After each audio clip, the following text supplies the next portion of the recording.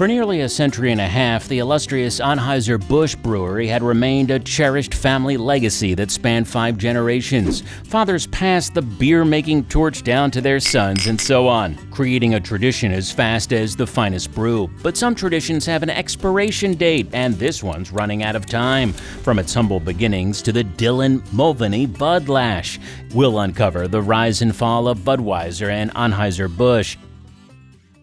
With each Busch first born, a very unusual rite of passage was performed. Even before these little heirs could savor the sweetness of their mother's milk, they got a tiny taste of Budweiser. A few precious drops of their signature elixir was the first thing they experienced in this world. And they would know, like everyone else, that Budweiser is recognized far and wide as the king of beers, and for good reason. The Busch family became American beer royalty. They were at the helm of this beer empire, guiding it through generations, and their commitment to the craft of brewing stood the test of time and intertwined with the very spirit of their nation. But how did this empire begin? Their history kicks off in the year 1857, right in the heart of humble St. Louis, Missouri. There, a young fellow by the name of Adolphus Busch just crossed the ocean from Germany. Now, Adolphus wasn't exactly swimming in riches. In fact, he was one of 22 kids in his family, but he had a fire in his belly and a dream in his heart. With his meager inheritance, he did something quite extraordinary. He decided to buy a brewery supply company. But Adolphus was a man who knew his way around brewing beer, and he knew it like the back of his hand. It was a skill he had, and boy was he good at it. So with that expertise, he was ready to take on the world one frothy mug at a time. Now let's introduce you to the other major player in building the empire, Ebert Anheuser. Ebert was quite the opposite of Adolphus Busch in terms of brewing expertise. He wasn't exactly born with the Midas touch when it came to beer. You see, Ebert Anheuser was initially one of Adolphus Busch's customers. He had a different claim to fame. He was a prosperous soap manufacturer, but one day fate threw him a curveball. He found himself the owner of a brewery that, quite frankly, was a bit of a train wreck. It was known as the Bavarian Brewing Company, but here's the kicker. Their beer was so incredibly bad that they say people spat it right back across the bar at the bartenders as soon as they had a sip. Imagine the look on those bartenders' faces.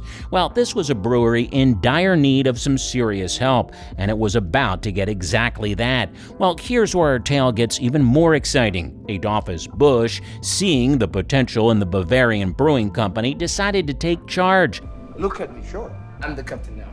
He had a vision, and he wasn't about to let a little thing like terrible beer get in his way.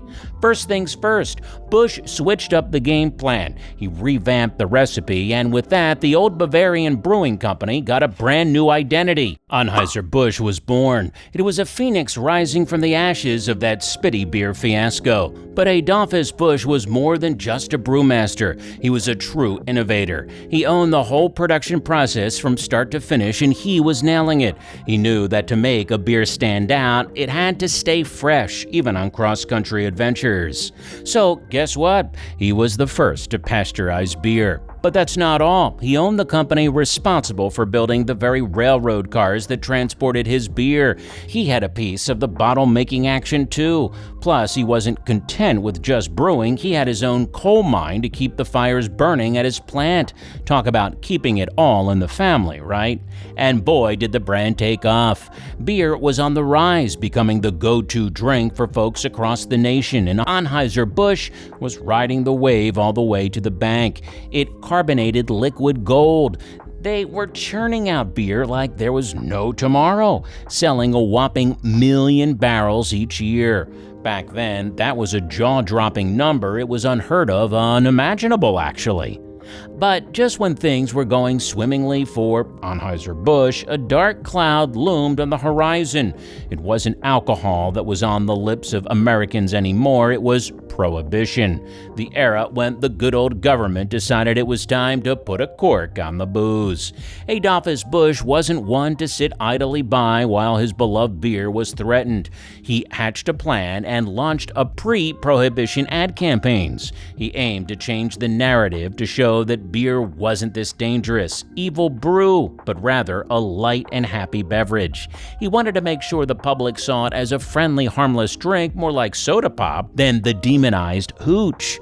It was a bold move to keep the spirit of beer alive in the hearts of Americans, even during those dry times. Adolphus Busch, the man behind the beer empire, finds himself face-to-face with President Woodrow Wilson at a political shindig. Instead of the usual pleasantries, he embarks in a passionate 30-minute lecture. What's the topic? The perils of Prohibition, of course. Busch was determined to get his message across, and he pulled no punches. He detailed the impending doom of Prohibition, laying out the dangers it posed to society. But as fervent as he was, there was one thing he couldn't escape. His worst nightmare was slowly creeping in, the very product that defined his success, that had made him a brewing legend, was now illegal to sell in the United States. In the midst of Prohibition, a savior emerged in the form of Adolphus Busch's son, August Anheuser-Busch.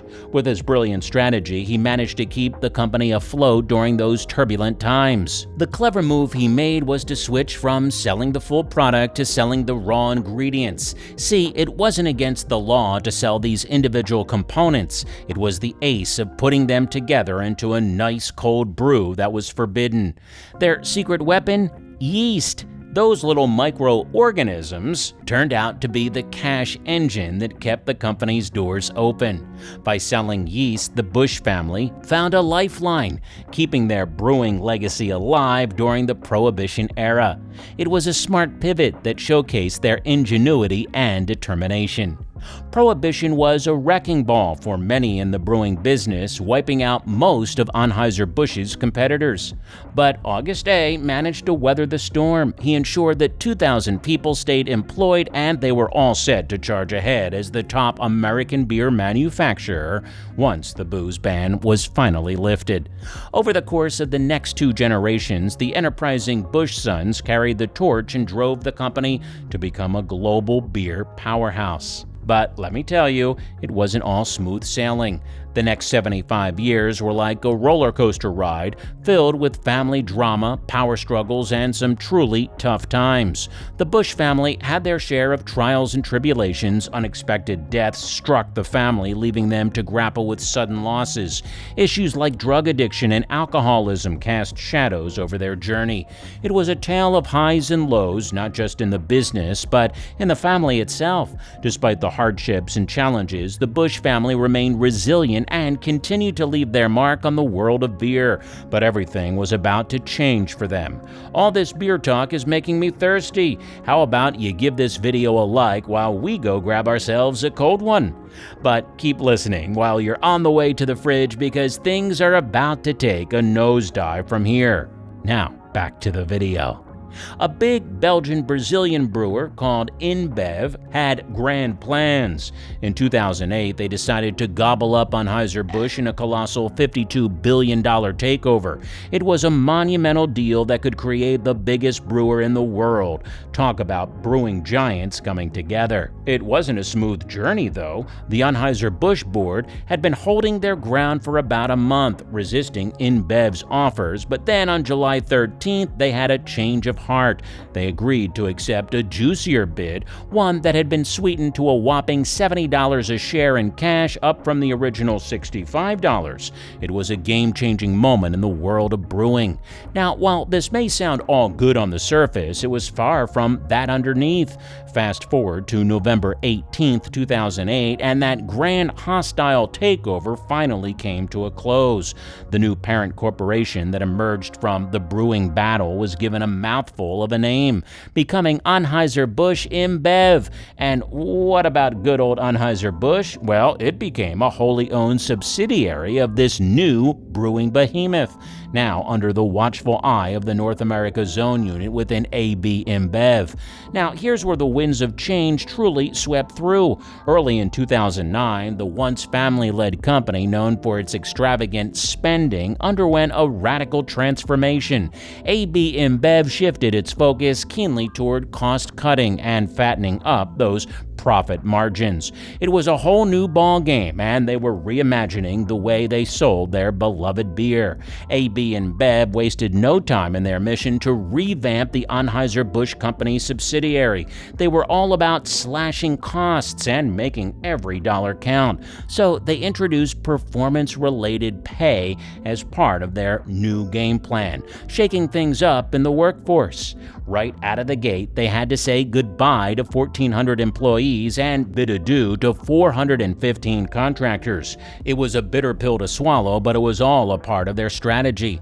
For the employees of Anheuser-Busch, these changes weren't just at the corporate level. They trickled down to their daily lives. AB InBev put an end to various perks that had been enjoyed by the workforce. It was like a curtain closing on a chapter of workplace benefits. Anheuser-Busch even stopped providing free beer to its employees and visitors at its theme parks.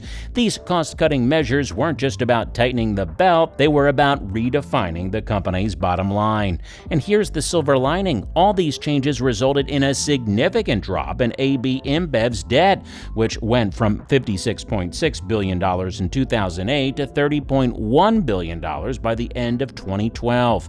It was a massive transformation, both in terms of finances and company culture. And now, what you come to see, the recent scandal that cemented the Anheuser-Busch fall, Dylan Mulvaney. In April of 2023, the company's superstar light beer Bud Light decided to get creative with their marketing. They reached out to an influencer by the name of Dylan Mulvaney and sent her a bunch of their beers. But this wasn't your usual beer promotion. Dylan, being the influencer she is, took those beers and turned it into a bit of a show. She dressed up like Holly Golightly from Breakfast at Tiffany's. One of those beer cans featured her own image. It was all part of a paid sponsorship deal and promotional stunt for some kind of sweepstakes challenge. People had a chance to win a cool $15,000 from Bud Light by sending in videos of themselves showcasing their beer-carrying skills. But here's where the twist in the tale lies. While the marketing move by Bud Light might have seemed innocent enough, it managed to ruffle quite a few feathers. You might be thinking to yourself, there's nothing odd about this promotion. Why would it cause such a ruckus? Well, it was because Dylan Mulvaney, the influencer in the spotlight, is transgender. This unexpected choice got the brand's more conservative audience all worked up. They couldn't see the connection between their beloved beer and someone who didn't fit their traditional expectations. Following the controversial marketing move, Bud Light found itself right in the midst of an anti-transgender storm. Even 90s rocker Kid Rock got involved, posting a video of himself taking some pot shots at a few cases of Bud Light, quite literally. And it didn't stop there. Republican Marjorie Taylor Greene, RGA, jumped on the bandwagon, posting a photo of Coors Light case in the back of her vehicle on Twitter. Her caption read as follows: "I would have bought the King of Beers, but it changed its gender to the Queen of Beers." The consequences of Bud Light's choices became pretty clear when the company reported its second quarter North American revenue. It was a tough pill to swallow for AB InBev, with a staggering $395 million drop in revenue. The primary reason, as indicated by AB InBev, was the significant decline in volume of Bud Light sales. Even now, months down the line, Bud Light sales are still taking a hit thanks to this issue. And who knows when it'll get any better, or if it'll ever get better for them. And that's how Budweiser and Anheuser-Busch rose to great heights and is now falling from grace. What are your thoughts on the ongoing controversy for the King of Beers? I'd like to hear from you in the comments below. And if you like the video, please consider subscribing to the channel. Thanks for watching, and I'll see you in the next one.